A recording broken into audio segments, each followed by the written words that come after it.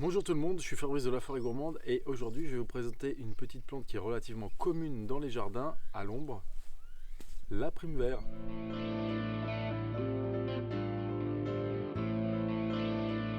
Alors la prime vert commune qui s'appelle en latin Primula vulgaris est une plante de la famille des Primulacées. Elle est originaire d'Europe, exactement comme ses cousines Primula elatior et Primula officinale, qui sont aussi deux autres primes verts qu'on appelle d'ailleurs communément des coucous, qu'on va pouvoir consommer. Prime vert commune, vous la voyez avec différentes floraisons, différents coloris de fleurs qui peuvent être blancs, qui peuvent être jaunes, mauves, violets. On va consommer les feuilles et on va consommer les fleurs crues ou cuites. On le voit, la prime vert, pour la décrire comme ça brièvement, c'est une petite plante herbacée, vivace, qui va faire 5 à 15 cm de haut, qui va être à côle, c'est-à-dire pas de tige, et les feuilles comme ça vont se déployer en rosette.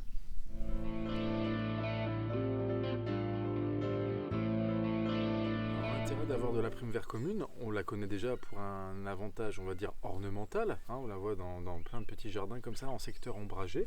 Elle va pouvoir être pour nous un légume pérenne à l'ombre d'arbres, en l'occurrence ici le hou, et elle va s'installer comme ça, se pérenniser, envoyer des graines dans le paysage et puis après s'installer là où bon lui semble.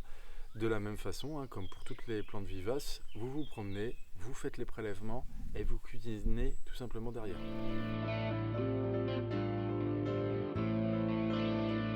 Alors les primes verts d'Europe sont de très bons comestibles. Les primes verts exotiques qui viennent d'ailleurs et qui aussi sont souvent proposés sous un format ornemental comme Primula sinensis ou Primula sieboldii ou Mollis, sont des espèces qui ne se mangent pas, voire qui peuvent être toxiques ou créer des dermatites quand on est en contact comme ça des feuilles. Donc on peut manger Primula vulgaris, la prime vert qu'on a dans nos vieux jardins, surtout pas les essences exotiques.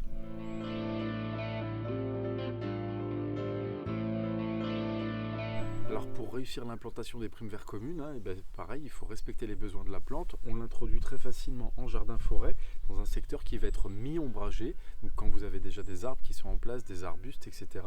Au pignon nord-ouest de ces arbres, vous allez pouvoir mettre en parterre les primes verts qui vont s'installer, qui vont fleurir, faire des graines, et puis après comme ça coloniser tout le sous-bois qui reste quand même un petit peu lumineux cependant. On le voit bien là comme ça sur des associations, différentes plantes, donc un légume pérenne, un légume ornemental et un légume aussi qui va être mellifère pour les insectes.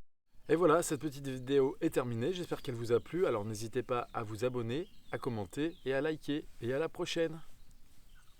Ciao!